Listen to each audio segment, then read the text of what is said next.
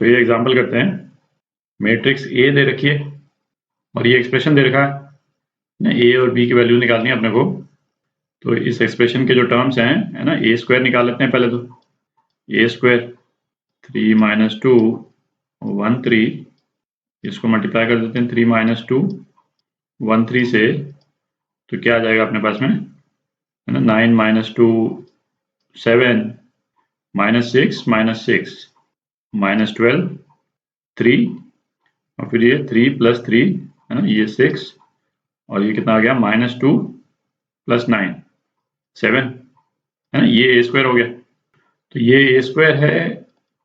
ए दोबारा लिख लेते हैं 3 - 2 1 3, और आई यहाँ पे लिख लेते हैं। आई जो है वो आइडेंटिटी मैट्रिक्स है 1 0 0 1, ठीक है।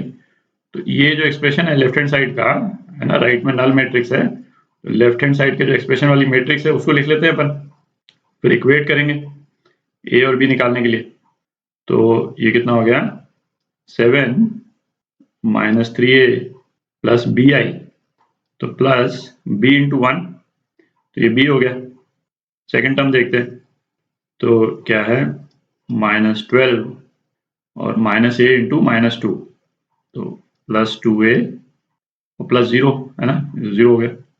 अच्छा, ये वाली टर्म देखते हैं 6 - a +0, है ना, और ये last term 7 - a × 3 -3a + b × i, है ना, तो +b।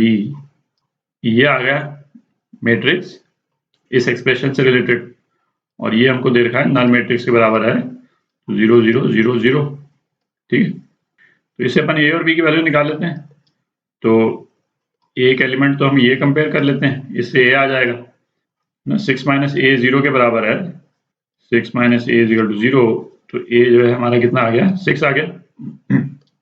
तो एक आंसर तो ये हो गया। अब बी निकाल लेते हैं। तो 7 - 3a + b = 0, तो 7 - 3a जो है वो 18 है, + b = 0, तो b जो है वो कितना आ गया 11 आ गया, ठीक है। तो ये a और b की वैल्यूज आ गई आपकी। तो ये एग्जांपल करते हैं। ए क्यूब दे रखा है हमारे को किसी एक मैट्रिक्स का, और फिर बोल रहा है A is a lower triangular matrix, find the value of A.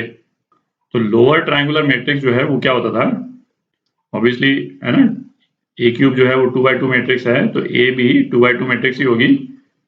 तो लोअर ट्रायंगुलर मैट्रिक्स में भी क्या होता था, ये मैंने एक कोई जनरल n/n मैट्रिक्स मैंने बना दी।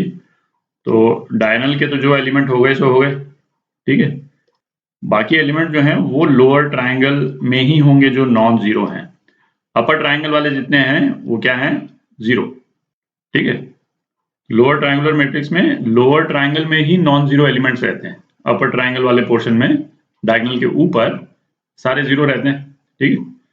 तो यदि जनरल फॉर्म में हम लिखेंगे इसको लोअर ट्रायंगुलर मैट्रिक्स, तो इसमें क्या आ जाएगा, ए यहाँ पे 0 है, और इसको बी बोल देते हैं, इसको सी बोल देते हैं, ठीक है। तो ये हमारी मैट्रिक्स हो गई। तो पहले तो ए क्यूब निकालते हैं। तो ए स्क्वायर निकालते हैं पहले, ए 0 बी सी, ये कितना हो गया, तो ये हो गया, यहाँ ए स्क्वायर हो गया, है, फिर ए × 0 0 × सी, ये 0 हो गया, फिर a b + b c, a b + b c, और ये क्या है बी × 0 + सी × सी, तो ये सी स्क्वायर हो गया, ठीक है। अब ए क्यूब निकालते हैं। तो ए क्यूब जो है वो क्या हो जाएगा, ए स्क्वायर को ए से मल्टीप्लाई कर दें, तो ए स्क्वायर लिख रहे हैं अपन, ये अभी जो अपन ने निकाला, a b + b c, c square, इसको ए से मल्टीप्लाई कर देते हैं, ए 0 बी सी, तो ये क्या आ जाएगा, ए क्यूब + 0, तो ए क्यूब, और ए स्क्वायर × 0 + 0 सी, तो ये 0 हो गया।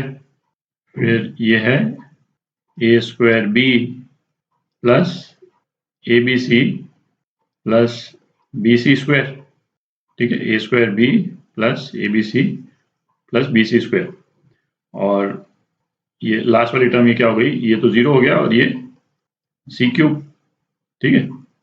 तो अब ये हमारे पास में ए क्यूब आ गया है, ये ए क्यूब का एक्सप्रेशन, और हमारे को ए क्यूब जो है ये दे रखा है।